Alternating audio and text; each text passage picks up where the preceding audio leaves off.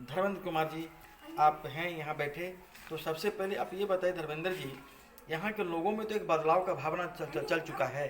जी यहाँ की जनता ये चाह रही है कि हमें बदलाव चाहिए, नया चेहरा चाहिए और काम करने वाला मुखिया हमें चाहिए। तो आप अपने जनता को कैसे बदलाव करेंगे? आपको यदि मौका मिलता है आगामी 5 साल के लिए, तो आप अपने पंचायत वालों को क्या उसमें विकास का काम करेंगे? क्या कार्य योजना है, क्या ड्रीम प्रोजेक्ट है आपका जो आप अपने जनता के हित की बात करेंगे? थोड़ा सा डिटेल में बताइए आप। जी बीएनपी न्यूज़ भारत के चैनल के माध्यम से मैं अपने पूरे पंचायतवासी को प्रणाम करना चाहूँगा। और मैं धर्मेंद्र कुमार, मुखिया प्रत्याशी, ग्राम पंचायत राजबेली, प्रखंड मरौना, जिला सुपौल से मैं मुखिया पद हेतु चुनाव लड़ रहा हूँ। मेरा परिचय तो आप लोग सुन लिए। अभी मैं आपके चैनल के माध्यम से यही कहना चाहूँगा कि मेरा मुद्दा है, मैं इन मुद्दों पर चुनाव लड़ रहा हूँ कि सबसे मूल चीज़ है हमारे यहाँ बेल्ही पंचायत में दो तीन चार समस्या है जो नए हैं, जिनको कोई आज तक नहीं देखे हैं। जैसे एक महेशपुर वार्ड नंबर 7 में पड़ती है, उस रोड को आज तक कोई मुखिया नहीं देखे हैं, न कोई अभी तक देखे हैं, पूर्व से अभी तक नहीं वर्तमान तक। उसको सबसे पहले मैं बनाने का काम करूंगा और उसमें पानी निकासी का काम करूंगा। जी शिक्षा एक अहम मुद्दा है सर हमारे पंचायत के लिए। हमारे यहाँ मैक्सिमम गरीब गुरबा परिवार है जिनके बच्चे सरकारी विद्यालय में पढ़ते हैं। तो सरकारी विद्यालय में हमारे ही समाज के कुछ हैं, कुछ बगल के समाज के सभी शिक्षक शिक्षिकाएँ हैं। सब बहुत अच्छे विद्वान हैं, सब पढ़े लिखे हैं, अच्छे पढ़ाते लिखाते हैं। फिर भी कहीं न कहीं कुछ न कुछ तो थोड़ा बहुत कमी रह जाती है सर।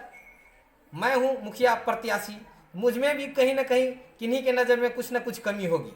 तो उस कमी को बैठकर सुलझाया जाए, बैठकर सुलह किया जाए। जैसे विद्यालय शिक्षा समिति और यहाँ के जनप्रतिनिधि बुजुर्ग लोग बैठ करके, अगर हमारे यहाँ विद्यालय में शिक्षा में कुछ कमी है तो हम लोग बैठ करके आपस में सभी शिक्षक बैठ करके उसका निराकरण करेंगे और समुचित उचित विद्यालय में शिक्षा का व्यवस्था माहौल स्थापित करेंगे। तो कुछ इसके अलावा भी कुछ स्थानीय मुद्दा हो तो थोड़ा सा कम शब्दों में आप बोल सकते हैं। जी बिल्कुल, हमारे यहाँ सबसे मेन मुद्दा है जल निकासी का। 2-3 बांध है हमारे पंचायत के चारों दिशा में। जैसे पूरब साइड में महेशपुर के सामने बांध है, वहाँ पानी का निकासी नहीं है। उसमें हम चाहेंगे अगर हमारी सरकार होती है तो सबसे पहले हम महेशपुर तक सड़क बनवाएंगे और उसमें क्या बोलते हैं पुलिया का निर्माण करवाएंगे।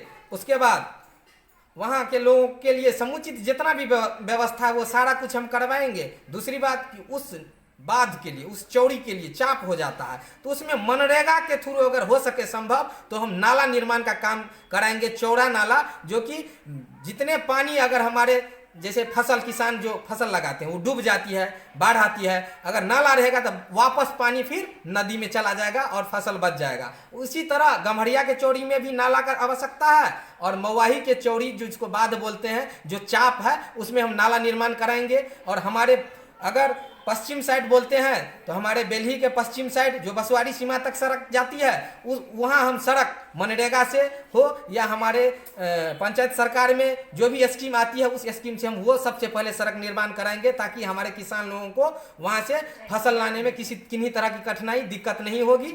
और जहाँ तक बात रहा, रोजगार भी एक बहुत बड़ा समस्या है। हमारा समस्या रोजगार पर अगर हमारी सरकार होती है तो सर मैं घर घर जितने भी मजदूर भाई बहन बंधु हैं सबको मैं मनरेगा से रोजगार दूंगा और सभी लोग खुशहाल रहेंगे हमारे पंचायत में। जी बहुत बहुत धन्यवाद। सी न्यूज़ भारत और बीएनपी न्यूज़ के माध्यम से पुनः मैं सभी दर्शकों को, हमारे इन सी न्यूज़ चैनल पे जितने भी दर्शक हमारे पंचायत के अलावे जितने भी हमको देख रहे हैं सभी को मैं प्रणाम, धर्मेंद्र कुमार का प्रणाम। मेरा चुनाव चिन्ह बैगन छाप है जो कि ईवीएम कर्म संख्या 6 पर है। सभी हमें युवक के नाते अपने बेटा समझ करके, नेता नहीं बेटा समझ करके हमको वोट दे, हमको जिताने का काम करे। हम कोई तरह का शिकायत देने का मौका नहीं देंगे। जी प्रणाम। के समस्त मतदाता मालिक को, पूरे समूचे जनता को धन्यवाद ज्ञापन करते हुए मैं नमन करता हूं, प्रणाम करता हूं। धर्मेंद्र कुमार मुखिया प्रत्याशी का आपके चैनल के माध्यम से सभी को प्रणाम स्वीकार किया जाए। तो मेरा सबसे अहम मुद्दा ये है सर कि अगर मैं चुनाव लड़ रहा हूं तो मेरा एक नया मुद्दा है, मेरा नया विचारधारा है। नई सोच है। हम युवक हैं, हमारे यहाँ कुल 16 प्रत्याशी चुनाव लड़ रहे हैं, उसमें सबसे कम एज के चेहरा मैं हूँ। और मेरा सबसे हटके सोच है कि मेरा पहला सोच है प्रधानमंत्री आवास योजना। अगर उसमें जितने हमारे यहाँ जितने जनता है, जिनको मिल चुका है, जिनको नहीं मिला है, जो वंचित है, उनके लिए सबसे पहले हम सर्वे करा करके सबको प्रधानमंत्री आवास योजना प्रोवाइड कराएंगे, उनको उपलब्ध कराएंगे, उनकी सारी राशि उपलब्ध कराएंगे। दूसरा कुछ है कि राशन कार्ड, बहुत लोग राशन से वंचित है, उनको हम राशन कार्ड अवेलेबल कराते हुए उनको भी प्रधानमंत्री आवास योजना के सूची में नाम दर्ज करवाएंगे। एक बात तो वहाँ रोक रहे हैं मुखिया जी आपको, जी धर्मेंद्र जी, जी कुछ ऐसी भी महिलाएं हैं, जी गरीब तबके के लोग हैं आपके पंचायत में, जो हमने सर्वे के दौरान पाया है कि मुखिया क्या होता है मैं नहीं जानती हूँ, और ऑनलाइन तो खैर उससे दूर की बात है, लेकिन राशन तो नहीं पहुँच रहा है उसके यहाँ। जी बहुत बहुत धन्यवाद सर कि आपने कहीं ना कहीं बहुत ही क्रिएटिव क्वेश्चन किए हैं। ये बहुत अच्छा सवाल है कि बहुत लोग बहुत सारी योजनाएं को नहीं जानते, जैसे कबीर अंत्येष्टि है, उसी तरह राशन। अगर बहुत लोग ऐसे वंचित है जो गरीब बिल्कुल निसहाय है, जो एक एक दाना पानी के लिए मोहताज है, उनके लिए उनको मुखिया, सरपंच और किसी जनप्रतिनिधि को खोजने की आवश्यकता नहीं होगी। अगर हमारी पंचायत सरकार बनती है तो मैं सबसे पहले सर्वे करूंगा अपने पंचायत सचिव को लेकर के। अगर हमारा सरकार बनता है तो हम अपने, जाहिर लाजमी सी बात है कि हमारे पास पंचायत सचिव होगा, मैं उनको लेके अपने साथ में पूरे पंचायत 12 वार्ड बेल्ही, गम्हरिया और महेशपुर और मोवाही के तमाम 12 वार्ड के सभी मोहल्लों घूम घूम कर हम सर्वे करेंगे। और सर्वे के दौरान पाएंगे कि जिन जिन लोग को राशन नहीं दिया जा रहा है जन वितरण प्रणाली की दुकान से, मैं पहले सर्वे करके सबको इकट्ठा करूंगा सूची, और उन सभी जनता को घर तक मैं राशन पहुंचवाने का काम करूंगा। ये मेरा वादा है आप तमाम मतदाता मालिक, जनता मालिकों से। जी लेकिन आपके पंचायत के अगल बगल में या आपके घर के अगल बगल में जी प्राथमिक विद्यालय, प्लस 2 या हाई स्कूल या प्राइमरी एजुकेशन का जो विद्यालय होगा, उसमें जी सारे शिक्षक शिक्षिका लोकल होती है ना, उसमें जी जी सारा वो मेनू के आधार पर भी खाना चलता है उसमें, मध्याह्न भोजन का। जी जी फिर भी लचर व्यवस्था क्यों है विद्यालय का? ये तो सरेआम लोग बोल रहा है मत भेजो अपने सरकारी स्कूल में, प्राइवेट स्कूल में अपने बच्चे को पढ़ाओ। कैसे दूर होगा ये तो चूँकि शिक्षा, पहला शिक्षा के बगैर समाज का विकास नहीं हो सकता है ना। तो पहला, चूँकि आप एजुकेटेड हैं, नया चेहरा है, टेंडर एज है आपका, तो आप कैसे शिक्षा में बदलाव करेंगे सर?